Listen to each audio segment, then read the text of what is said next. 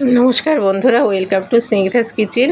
আজ আমি আপনাদের তৈরি করে দেখাবো আমার স্টাইলে ড্রাই চিলি বেবিকর্ন রেসিপি। তা চলুন দেখা যাক। তা এটা ভীষণ ভালো হয়েছে বলে আমি আপনাদেরকে শেয়ার করলাম। তা মনে হলো যে বন্ধুরাও ভালোবাসবে, তাই বেবিকর্নগুলোকে দেখুন হাফ ইঞ্চি করে মোটা মোটা কেটে নিয়েছি। নিয়ে তারপরে আমি এগুলো সিদ্ধ করে নিয়েছি। এবার সিদ্ধ করে নিয়েছি একটু নুন দিয়ে। জলটা যখন ফুটে গেছে তখন কেটে রাখা বেবিকর্নগুলো দিয়ে দিলাম, দিয়ে একটু নুন দিয়েছি, দিয়ে 10 মিনিট মতো সিদ্ধ করে নিয়েছি।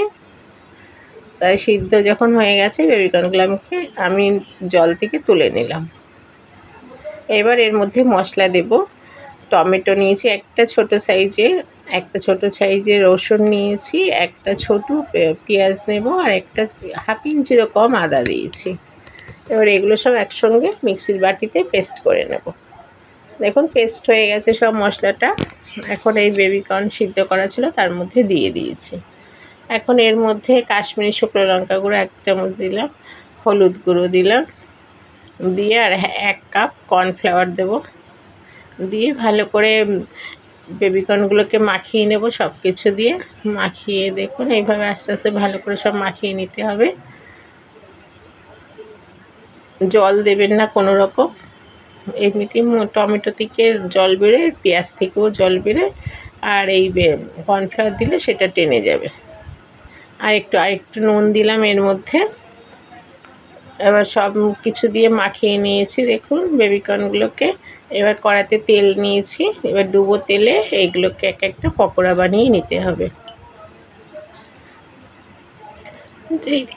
এইটা পুরো ডুবো তেলে ভেজে নিতে হবে পকোড়াগুলোকে।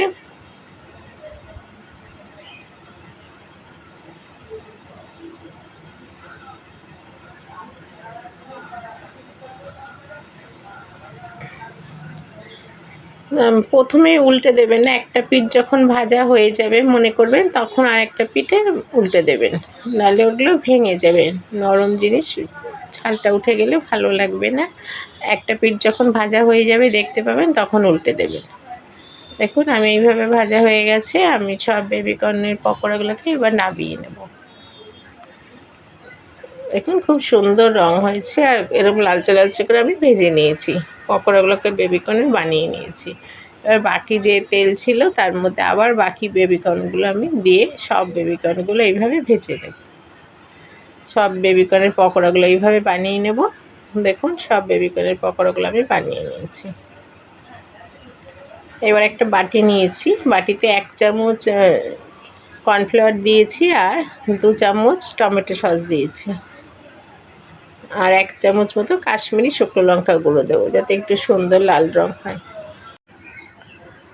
আর একটু জল দিয়ে দেখুন ভালো করে এভাবে মিশিয়ে নিতে হবে সব একসঙ্গে। যতটা লিকুইডটা ভালো করে করা যায় এরকমভাবে বানিয়ে নিতে হবে। আর 1 চামচেরও কম, ছোটো চামচের 1 চামচেরও কম তেল আছে কড়াই। দেখুন এর মধ্যে আমি ছোটো ছোটো 4 কোয়া রসুন দিয়েছি। রসুনটা একটু যতটা পাতলা করে কাটা যায় আমি কেটে নিয়েছি। রসুনটা একটু ভাজা হয়ে গেলে এর মধ্যে 1খানা পেঁয়াজ দিয়েছি। পেঁয়াজটাও সবগুলো ছাড়িয়ে নিয়ে এইভাবে ছাড়িয়ে নিয়েছি। পেঁয়াজগুলো ছাড়িয়ে নিয়ে রসুনের সঙ্গে একটু ফ্রাই করে নিয়েছি। এরকম 3-4 বার নাড়াবার পরেই আমি এর মধ্যে একটু কাঁচা লঙ্কা দিয়েছি কেটে, যেন ঝাল দিইনি কিছুতে। 3-4টে কাঁচা লঙ্কা দিলাম, দিয়ে একসঙ্গে রসুন পেঁয়াজের সঙ্গে ভেজে নিয়েছি। ওটা একটু ভাজা হয়ে গেলে রসুন পেঁয়াজ আর কাঁচা লঙ্কা তার মধ্যে এই বেবিকর্নের পকোড়াগুলোকে দিয়ে দিলাম। দিয়ে ভালো করে একটু নাড়িয়ে চাড়িয়ে নেব।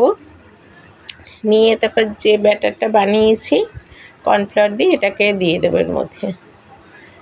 দিয়ে এখন গ্যাসের ফ্লেমটাকে একদম কিন্তু কমিয়ে দিতে হবে। গ্যাসের ফ্লেমটা কমিয়ে দিয়ে আমি এই ব্যাটারটা দিয়ে এগুলো ভালো করে 2-3 মিনিট নাড়িয়ে নিয়েছি। নাড়িয়ে নিলে তৈরি হয়ে গেছে। তা বন্ধুরা আমার তৈরি এই ড্রাই চিলি বেবিকর্ন রেসিপি কেমন লাগলো তা আপনারা আমাকে লাইক, শেয়ার ও কমেন্ট করে অবশ্যই জানাবেন। আর আমার রেসিপি যদি আপনাদের ভালো লেগে থাকে আমার চ্যানেলটিকে সাবস্ক্রাইব করবেন, আর পাশে থাকা বেল আইকনটিকে ক্লিক করবেন। চলি বন্ধুরা, সবাই ভালো থাকবেন।